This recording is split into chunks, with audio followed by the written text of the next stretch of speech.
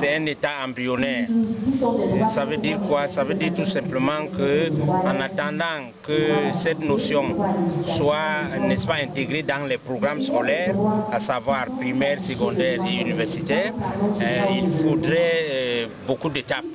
Et la société civile, parce que moi je suis un représentant de la société civile, une organisation de la société civile a donc un rôle à jouer pour promouvoir et protéger les droits de l'homme en milieu scolaire.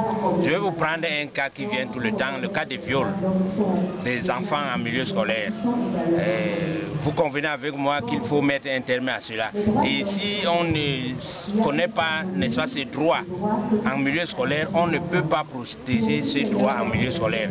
Il est donc temps maintenant que la société civile se saisisse, n'est-ce pas, de ce domaine, parce que la société civile dans notre pays joue le rôle de veille. Il faut veiller que les institutions marchent, il faut veiller que les populations soient protégées et il faut veiller surtout que les populations connaissent leurs droits.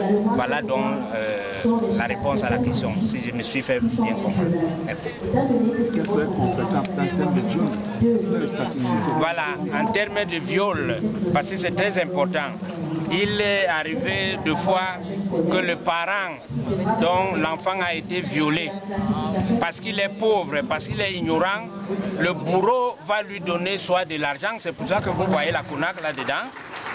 Le bourreau va lui donner de l'argent ou lui promettre quelque chose, ou même le menacer que s'il porte plainte, il y aura des représailles. Alors, je vous disais, c'est pour ça que vous voyez la CONAC et toute l'armada qui est au niveau du panel.